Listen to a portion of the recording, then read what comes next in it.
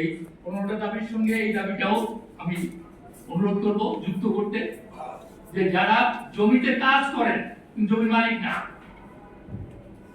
আরেকটা জিনিস মনে রাখা দরকার, এখন কিন্তু শুধু পুরুষ শ্রমিকরা কাজ করে না,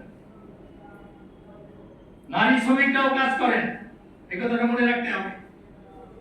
কৃষক বলতে শুধু মাথায় একটা মাথা আছে একজন কৃষক পুরুষ বুঝায় না, এখন নারী কৃষককেও কৃষক বুঝায় এবং তাকে সমান মজুরি দিতে হবে।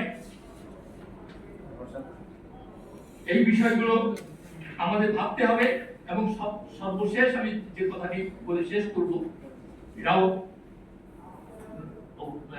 রহিম বলেছেন, আমার রসুল ভাই বলেছেন, হাওরের জন্য এটা আমরা বহুদিন থেকে বলে আসছি যে হাওরের শিক্ষা ব্যবস্থা আর হাওরের স্বাস্থ্য সেবা ব্যবস্থা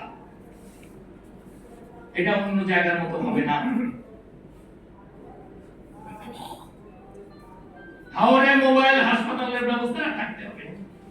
আমার মা বোনরা, কোন একজন প্রেগনেন্ট মহিলা তাকে যদি দ্রুত হাসপাতাল নিতে হয় হাওর অঞ্চল থেকে, কিভাবে নেবে?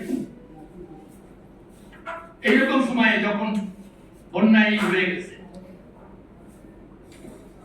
অতএব হাসপাতালে নেওয়া না, হাসপাতাল তার কাছে যেতে হবে।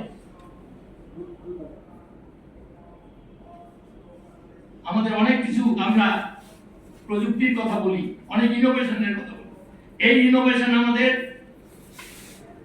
আমার কথা হচ্ছে শুধু ভাবলে হবে না, শুধু ঘোষণা করলে হবে না, আমরা করব।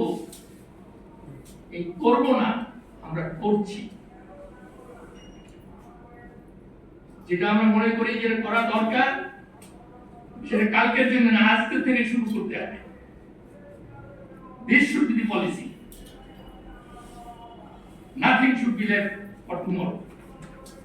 যেটা সঠিক মনে করি সেটা আজকে থেকে শুরু করতে হবে। এবং হাওরের ব্যাপারে আমি শেষ কথাটি বলবো, এই হাওর 20 থেকে 25 আমাদের খাদ্যের যোগান দেয়। শুধু ধান চাল না, মাছ, জীববৈচিত্র্য। আমি দুঃখ করে বলি যে আমাদের বিগত সরকার, সব সরকারের আমলে হিসাব করলে দেখা যাবে যে ওই হাওর অঞ্চল থেকে অর্থমন্ত্রী হয়েছে বেশিরভাগ সময়। সেই হাওর অঞ্চলই সব থেকে বেশি অবহেলিত।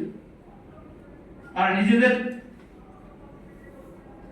দেখভাল করেছেন, হাওরের দেখভাল করেন নাই, হাওরের মানুষের কথা ভাবেন না।